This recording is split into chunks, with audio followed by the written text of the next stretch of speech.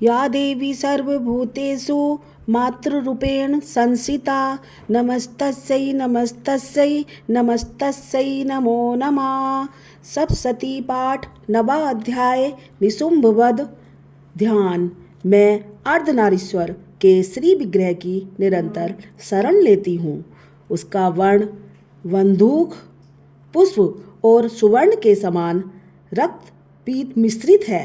वह अपनी भुजाओं में सुंदर अक्षमाला, पास, अंकुश और वरद मुद्रा धारण करता है। अर्धचंद्र उसका आभूषण है तथा वह 3 नेत्रों से सुशोभित है। राजा ने कहा, भगवन, आपने रक्त बीज के वध से संबंध रखने वाला देवी चरित्र का यह अद्भुत महत्य मुझे बतलाया।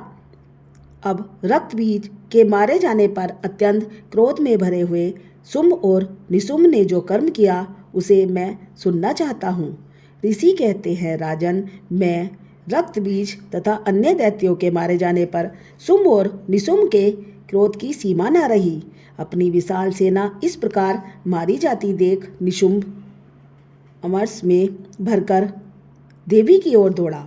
उसके साथ असुरों की प्रधान सेना थी। उसके आगे पीछे तथा पार्श्व भाग में बड़े बड़े असुर थे जो क्रोध से होठ चबाते हुए देवी को मार डालने के लिए आए। महापराक्रमी शुंभ भी अपनी सेना के साथ मातृगणों से युद्ध करके क्रोधवश चंडिका को मारने के लिए आ पहुंचा। तब देवी के साथ शुंभ और निशुंभ का घोर संग्राम छिड़ गया। वे दोनों दैत्य मेघों की भांति बाणों की भयंकर वृष्टि कर रहे थे।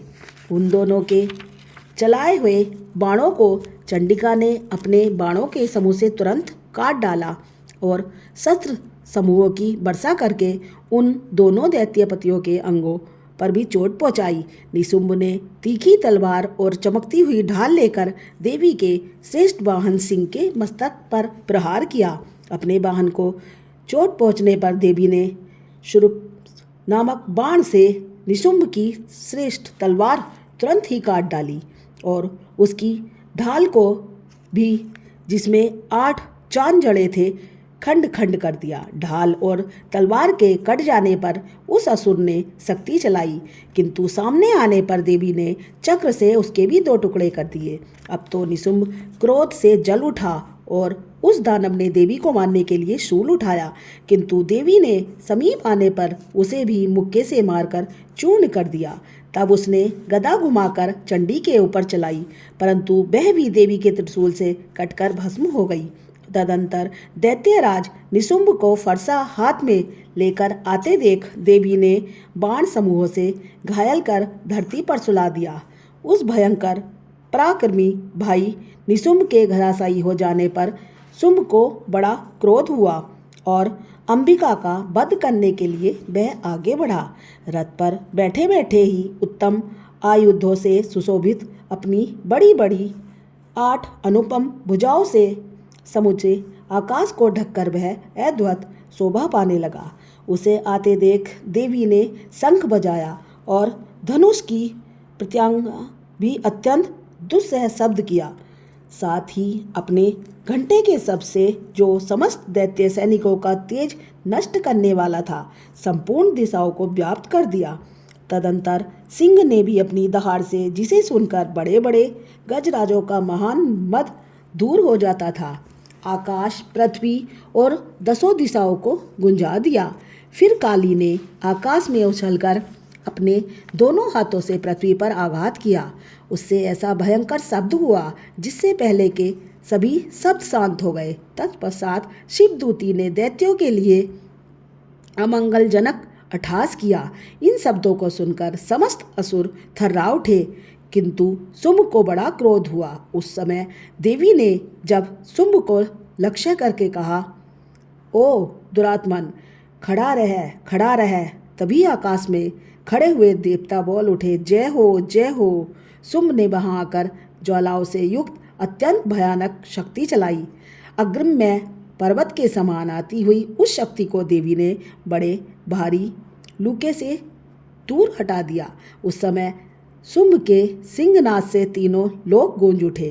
राजन, उसकी प्रतिध्वनि से वज्रपात के समान भयानक शब्द हुआ, जिसने अन्य शब्दों को जीत लिया। शुंभ के चलाए हुए बाणों के देवी ने और देवी के चलाए हुए बाणों के शुंभ ने अपने भयंकर बाणों द्वारा सैकड़ों और हजारों टुकड़े कर दिए।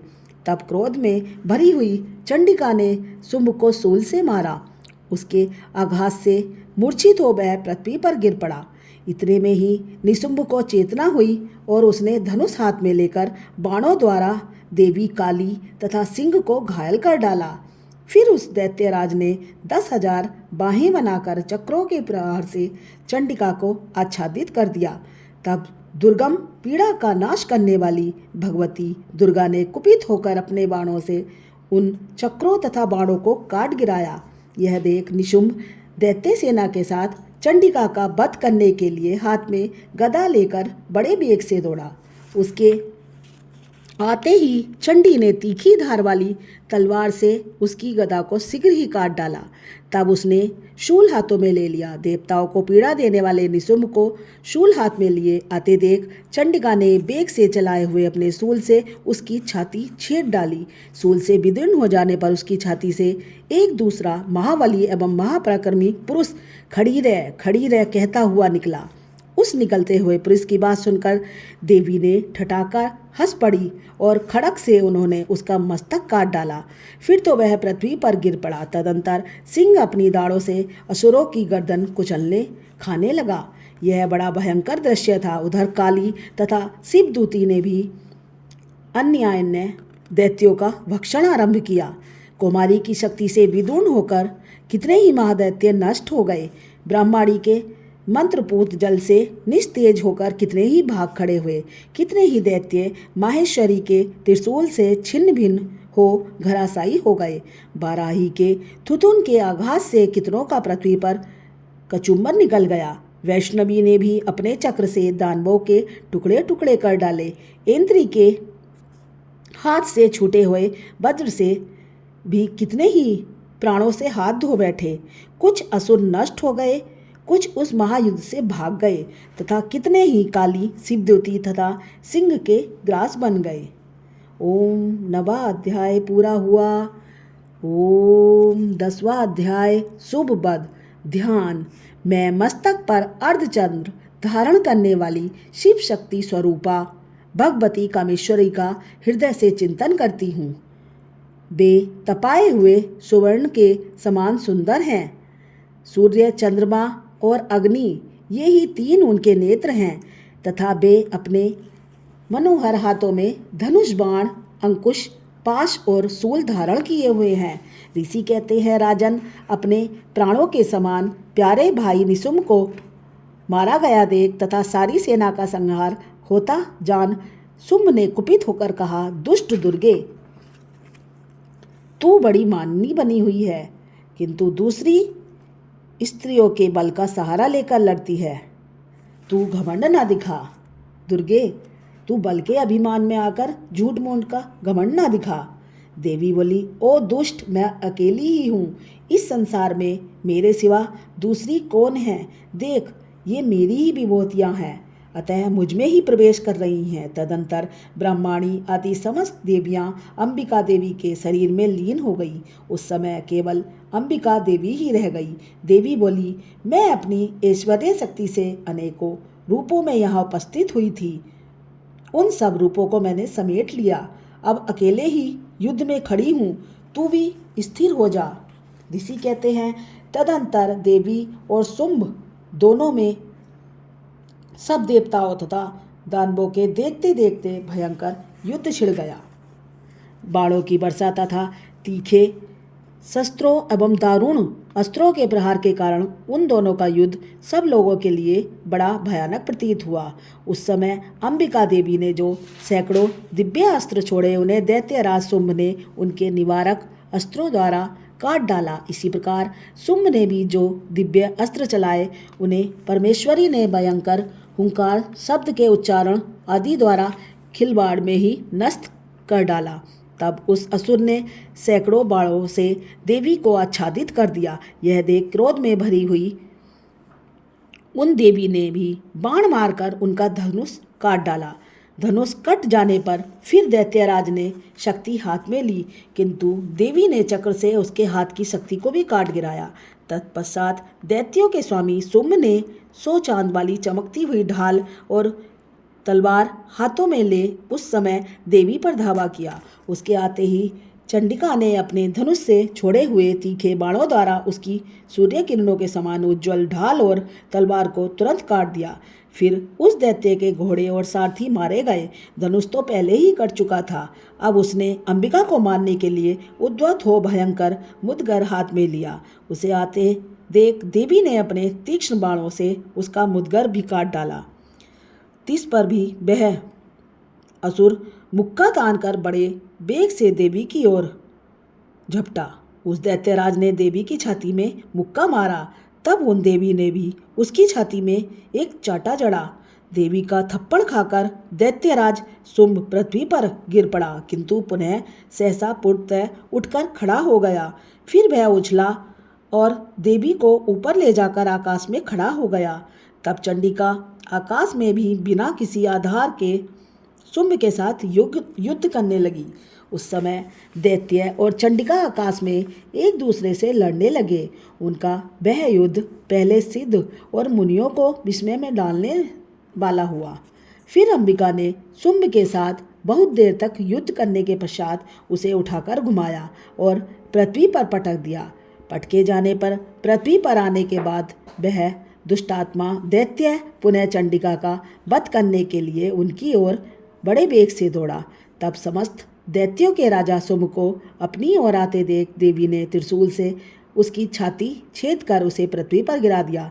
देवी के शूल की धार से घायल होने पर उसके प्राण पखेरु उड़ गए और वह समुद्रों, द्वीपों तथा पर्वतों सहित समूची पृथ्वी को कपाता हुआ भूमि पर गिर पड़ा। तदंतर उस दुरात्मा के मारे जाने पर संपूर्ण जगत प्रसन्न एवं पूर्ण स्वस्थ हो गया तथा आकाश स्वच्छ दिखाई देने लगा। पहले जो उत्पात सूचक मेघ और उल्कापात होते थे वे सब शांत हो गए तथा उस दैत्य के मारे जाने पर नदियाँ भी ठीक मार्ग से बहने लगी।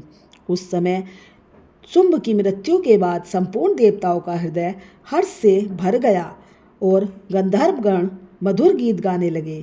दूसरे गंधर्व बाजे बजाने लगे और अप्सराएं नाचने लगी। पवित्र वायु बहने लगी। सूर्य की प्रभा उत्तम हो गई। अग्निशाला की बुझी हुई आग अपने आप प्रज्वलित हो उठी तथा संपूर्ण दिशाओं के भयंकर शब्द शांत हो गए। ओम 10वां अध्याय पूरा हुआ। बोलो शेरा वाली माता की सदा ही जय।